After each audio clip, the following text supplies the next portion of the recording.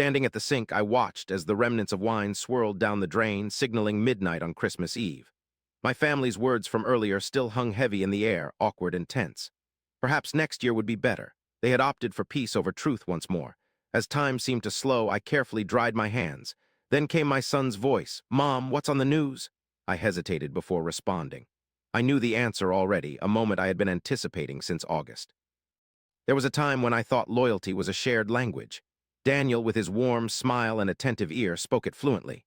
He remembered the details, how I took my coffee, the scar on my wrist, my son's middle name. Together, we constructed a life in silence, marked by a mortgage, holidays, and family photos where everyone seemed just close enough to appear genuine. Trusted him due to his unhurried demeanor. That's why the betrayal felt surgical and concealed. It didn't proclaim itself, it crept in stealthily.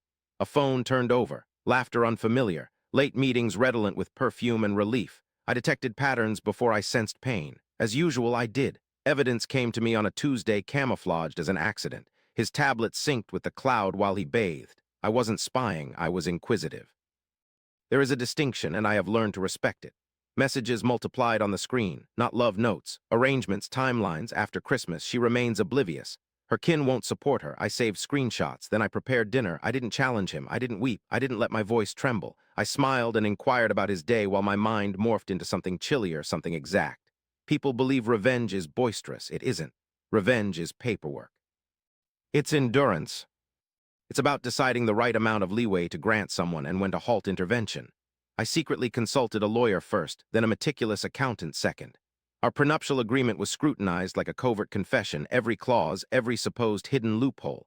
I traced the movement of funds when it seemed they were undetectable. Later, I waited. By December, Daniel had already spread his version to my family, portraying me as distant, paranoid, and difficult. They chose to believe him, as accepting my truth would have brought discomfort. Thus, they advised against my attendance at Christmas, claiming it would ease the situation. I acknowledged their concerns. That night, enveloped in silence, I signed the concluding document that made the long wait meaningful. As my son phoned, a news alert echoed. I turned on the TV and witnessed Daniel's visage, pallid and astonished, surrounded by words he never anticipated. Financial misconduct, breach of fiduciary duty, ongoing investigation. Business I had been secretly undermining, which I had discreetly alerted with solid, time-stamped proof, had initiated an initial public offering. They do this when they comprehend the severity of their predicament. My son was now crying, calling out, "Dad." I responded softly, "You'll be all right." I genuinely meant it. 2 hours later, Daniel visited my apartment. He seemed smaller without his usual confidence, without the future he had envisioned without me. "This is your doing," he stated. Not blaming, recognizing. I allowed him to speak. That's always been my strength. I explained about the shared accounts he seemingly overlooked, the clause he underestimated, the board member who owed me a favor. I assured him that my family would eventually grasp the situation, and even if they didn't, I would rest peacefully. "What do you desire?" he inquired. I contemplated Christmas lights casting shadows on vacant windows, heard my son's trembling voice. "Learn to keep a distance to maintain comfort." "I want you to recall," I said. "Each time you reconstruct, remember the reasons behind its ruins." He departed without uttering another word.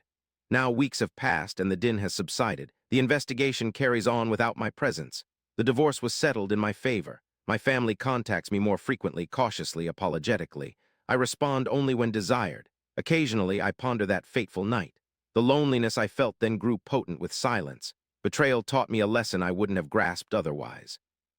One doesn't need to shout to be heard. One doesn't need to rush to triumph. One simply needs to remain patient until the truth becomes loud enough to express itself. And when it does, one stands steadfast, listening.